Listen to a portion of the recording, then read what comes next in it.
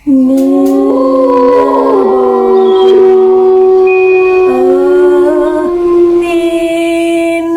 Bobo. Yuhu. Anybody house? Semua kita disinari oleh kasih dan cinta. Dan buat kalian yang tersasar di channelnya Madam Suki ini, aku si pembisik kartu. Aku tinggal di Belanda dan di Thailand. Kita mau langsung aja untuk mengulas kasus misteri tentang keluarga di Kalideres yang meninggal dengan mengerikan. Kita doakan keempat arwah tersebut mendapatkan tempat yang terbaik, dan kepolisian juga mendapatkan jawaban tentang kematian yang sangat misterius yang terjadi pada keluarga di Kalideres ini. Amin. Misteri kematian dari 4 orang keluarga di Kalideres ini memang mengandung horor ya. Itu kenapa makanya Madam Suki sengaja membuat klip di bagian di depan itu yang sepertinya emang horor. Tapi Madam Suki, apa hubungannya video klip yang pertama itu dengan video ini? Oke, jadi kalian mesti ikutin video ini sampai habis ya. Barangkali kalian juga sudah mendengarkan cerita ini. Bagi yang belum, Madam Suki mau cerita. Pasti juga kalian tahu bahwa rumah tersebut yang mereka tempati itu kan mau dijual ya kan, dan mereka sudah menghubungi beberapa orang, mungkin juga agensi dan lain-lain ya. Nah, perkiraan penjualan dari rumah itu adalah 1,2 M begitu. Nah, setelah beberapa kali ditawar-tawarkan berkali-kali, dan akhirnya agensi tersebut mengatakan bahwa rumah tersebut terlalu mahal lah, atau mungkin dalam situasi sekarang yang serba sulit, orang masih berpikir-pikir untuk membeli rumah. Jadi banyak sekali pertimbangan-pertimbangan orang-orang ya, which is lokasi rumah tersebut itu sebenarnya enak banget gitu.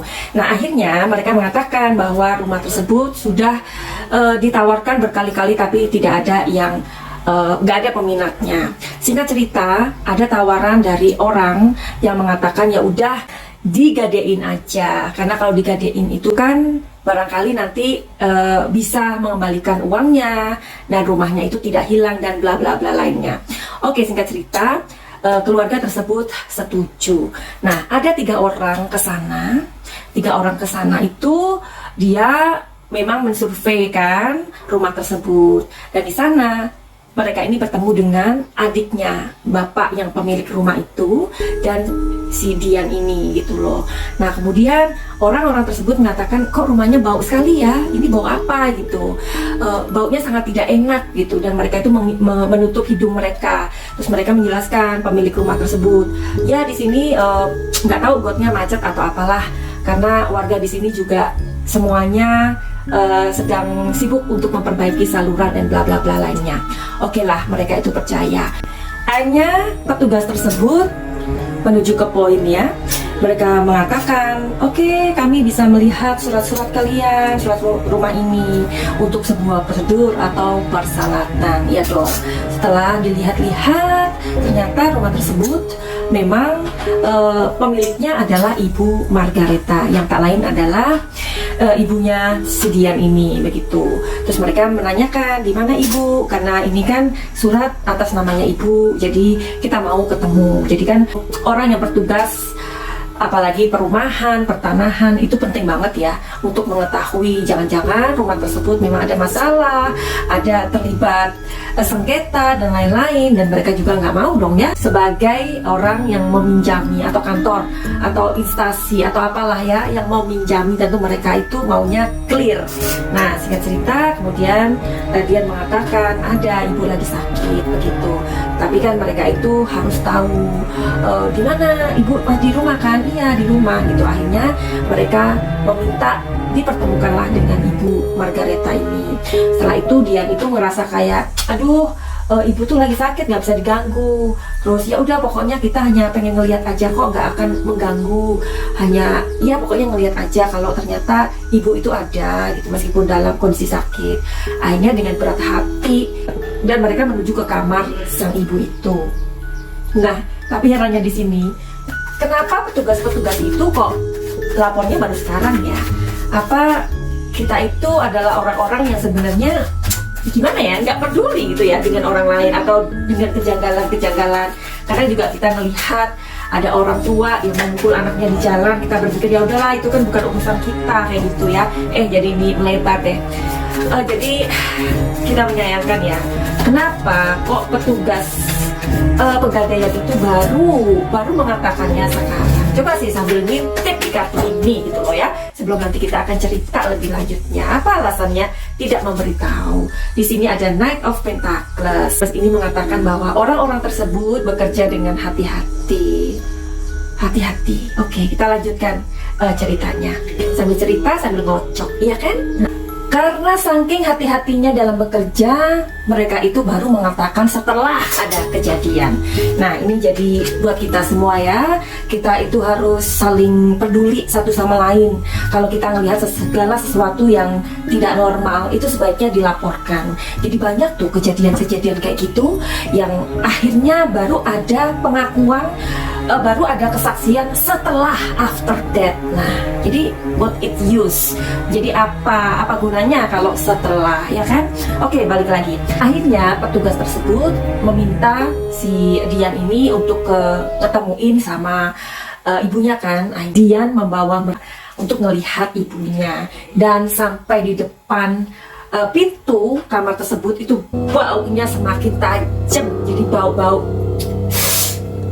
mayat gimana sih? Nah, akhirnya benar-benar menahan diri untuk tidak muntah atau apa kali ya. Akhirnya kemudian dibukalah pintu tersebut, dan ternyata pintu itu sangat gelap, tidak ada cahaya di sana. Dan Dian mengatakannya, maaf ya karena ibu sedang sakit dan ibu itu sangat sensitif dengan cahaya.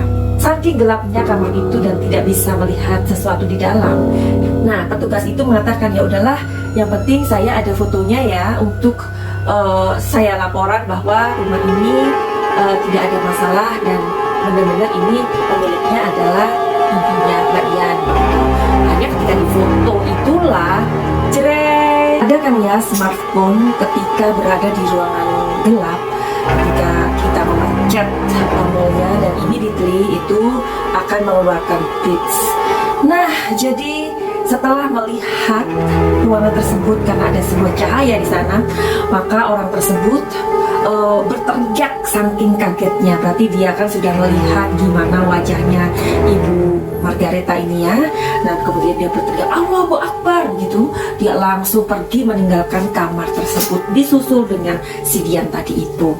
Nah, kemudian dia mengajak kedua temannya itu untuk meninggalkan rumah tersebut. Tapi adiknya atau omnya si Dian ini kemudian mengatakan, mas sebentar mas, maaf mungkin anda salah mengira, karena memang Ibu Margareta itu sedang sakit begitu, makanya kami membutuhkan uang tersebut untuk mengobati ibu. Jadinya ya itu memang kebenarannya, jadi memang kami sangat membutuhkan uang tersebut karena inilah keadaan yang harus kami hadapi gitu. Mau dimengerti ya mas ya, jadi di sini nggak ada apa-apa, justru karena kami tidak mempunyai uang makanya kami harus mempunyai uang untuk mengobati ibu.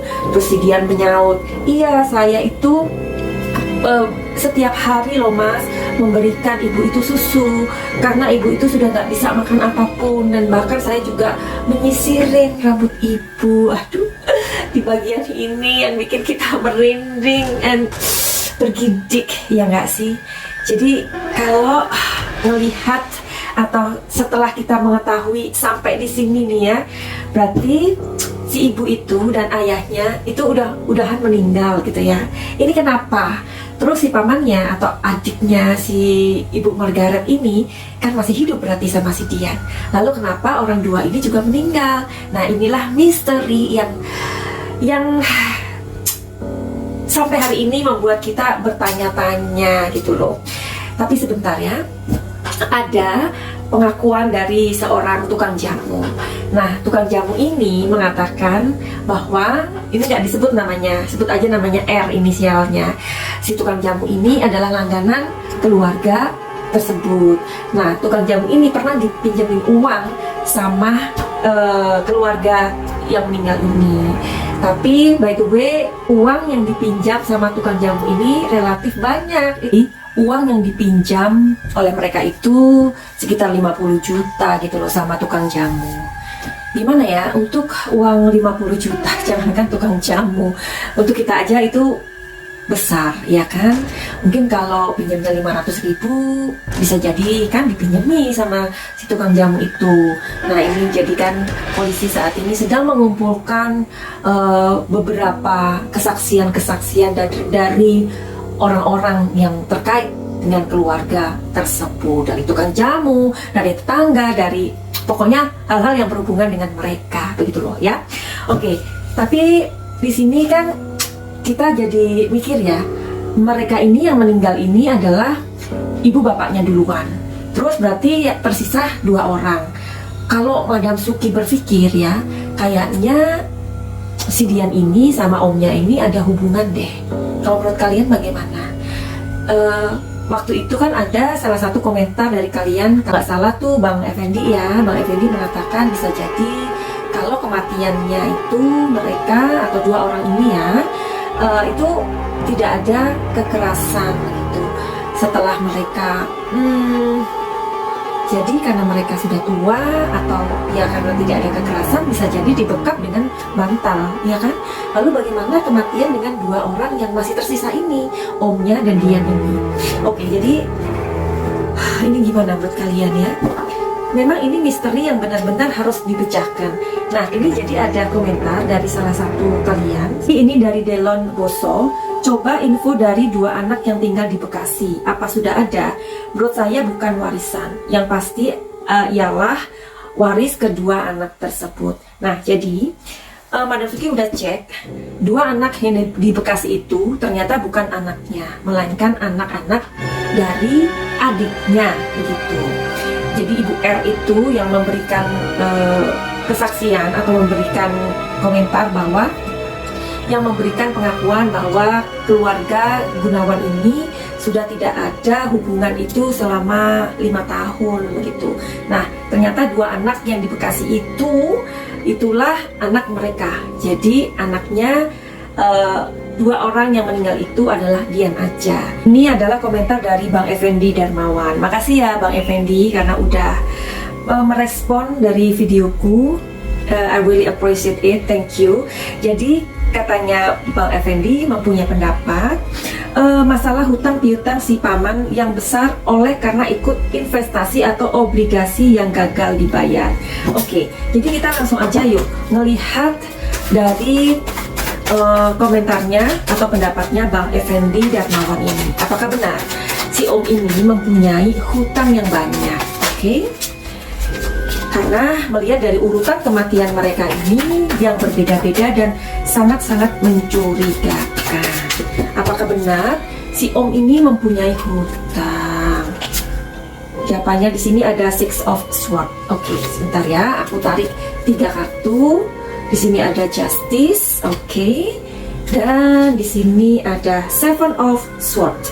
Jadi di sini ada 2 sword ya, a Six of Swords, a Justice dan Seven of Swords. Di kartu ini ada penyelesaian konflik ya, sepertinya masuk akal ya. Dan di kartu yang kedua ada Justice, hukuman. Tapi tepatnya di sini positifnya sangat mendukung dari apa yang dikatakan oleh Bang Effendi. Dan Seven of Swords ini mengatakan pekerjaan yang ilegal.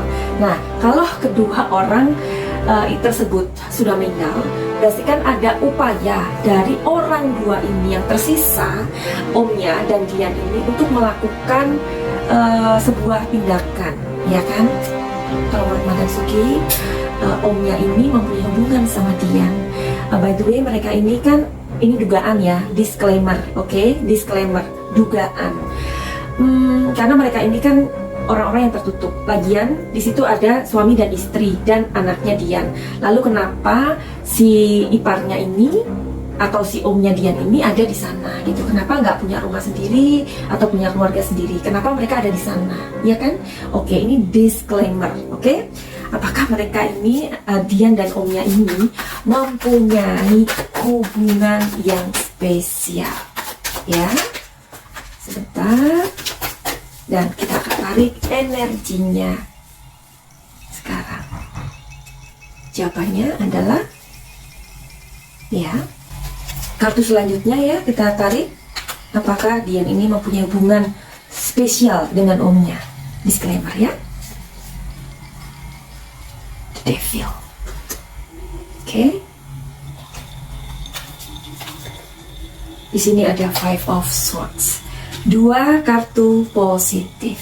Bagaimana menurut kalian? Mereka memang membutuhkan uang, tetapi bukan berarti mereka nggak punya uang sama sekali, ya.